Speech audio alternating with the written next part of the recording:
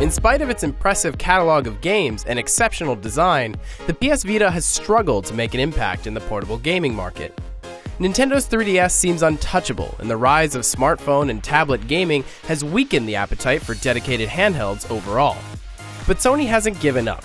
This year, it introduced a redesigned version of the Vita in Japan that is slimmer, lighter, more colorful, and less expensive, but at the sacrifice of the original's gorgeous OLED display and more premium build. But was it a worthy trade-off? The new PS Vita trims 20% of the thickness and 15% of the overall weight, making for a considerably more compact portable that, well, feels more portable. It fits more easily in bags or even pockets, but I'd be reluctant to call it pocketable. Still, it's a huge improvement over the bulky design of the original. The controls and button configurations have remained largely unchanged in terms of design and layout, save for new circular, slightly larger Start, Select, and Home buttons. On the rear, however, Sony has scaled down the size of the touchpad, making the finger grips wider. It makes the Vita more comfortable to hold and limits the chances of accidentally triggering a touchpad command. On the top, Sony has eliminated the mysterious data port and mounting brackets, which were never really used by consumers to begin with.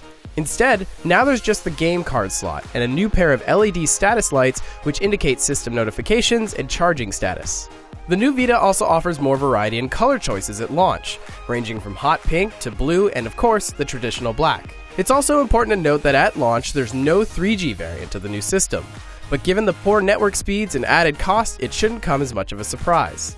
The overall build quality definitely feels cheaper than the previous generation, but it's not a huge step back. It's still durable and it's still well constructed. The most notable difference between the original model and the new slimmer variant is the display. Sony has traded the launch model's stunning OLED display in favor of a comparatively less costly traditional LCD. While the resolution remains the same, the LCD isn't nearly as bright and colors aren't as vibrant as the OLED. But it's by no means bad.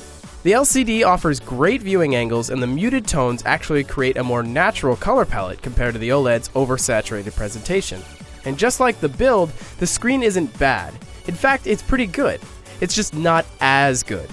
But regressing to an LCD display actually affords a functional benefit: battery life. The new Vita offers several extra hours of use over the original model, jumping from an average of 5 hours per charge to up to 7 hours during my testing.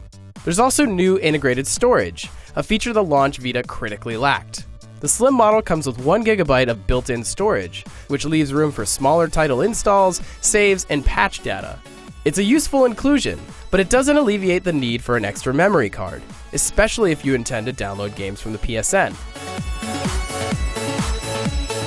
With cheaper hardware, the new PS Vita may seem like a step back for the platform, but it could be the key to its survival. The new design makes it more portable and more comfortable to use, and while the new display isn't quite as nice as the originals, it yields better battery life. Most importantly, it allows Sony to be competitive and flexible on price, which may make the system more accessible to a broader audience. And with features like remote play and cross-platform purchases, the Vita is quickly becoming an appealing companion to the PS4. Now all Sony has to do is bring the new Vita to the rest of the world. For all things PS Vita, keep it locked to IGN.